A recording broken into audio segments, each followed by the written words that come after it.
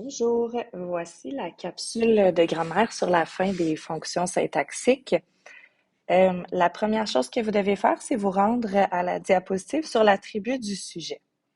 L'attribut du sujet, déjà, quand on regarde le nom, c'est censé vous faire penser à verbe attributif.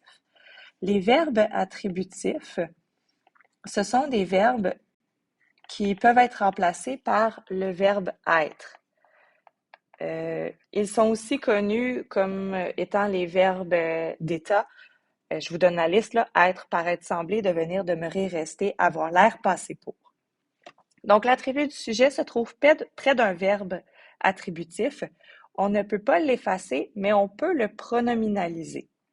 On a un exemple. Ce candidat sera éliminé par des gens qu'il croyait ses amis. J'ai le verbe être, qui est un verbe attributif. Donc, ce qui suit ne pourra jamais être complément direct ou complément indirect parce que le verbe être est un verbe attributif. En le pronominalisant, ça devient ce candidat le sera.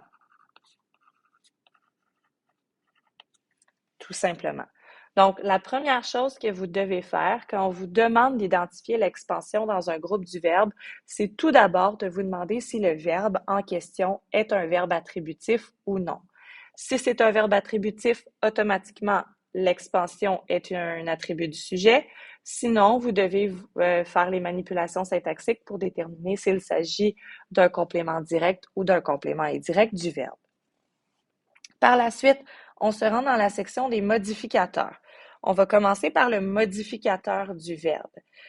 Bien entendu, il se trouve près d'un verbe et il répond généralement à la question « comment ». Il modifie donc le sens du mot qui l'accompagne. Ici, ce sera un verbe. On peut l'effacer, le modificateur du verbe. On a un exemple, il chante avec passion. Je peux dire il chante comment et la réponse c'est avec passion. Donc ici, mon j'ai prep avec passion occupe la fonction de modificateur du verbe. Comme je peux l'effacer, ça devient il chante. Ensuite, on a un modificateur de l'adjectif. C'est la même chose, sauf qu'ici, le modificateur se trouve près d'un adjectif. Lui aussi répond à la question comment et il modifie le sens du mot qui l'accompagne, soit l'adjectif. Bien évidemment, on peut l'effacer lui aussi. On a un exemple, ils sont entièrement dévoués à leur art. Ici, entièrement vient modifier dévoué. Ils sont dévoués comment à leur art? Ils sont entièrement dévoués. En l'effaçant, ça devient ils sont dévoués à leur art. Finalement, on a le modificateur de l'adverbe. Vous comprenez le principe? C'est près d'un adverbe. Il répond lui aussi à la question comment et il modifie le sens de l'adverbe. Et bien entendu, on peut l'effacer. On a un exemple. Les juges chantent admirablement bien. Admirablement vient modifier l'adverbe bien. Donc, ils chantent bien comment? Admirablement bien.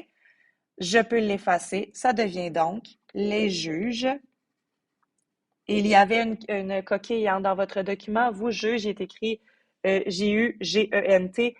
Merci de le corriger et de remplacer N-T par S. Chante bien. Voilà, maintenant vous êtes en mesure de faire les exercices dans votre cahier Mag 4.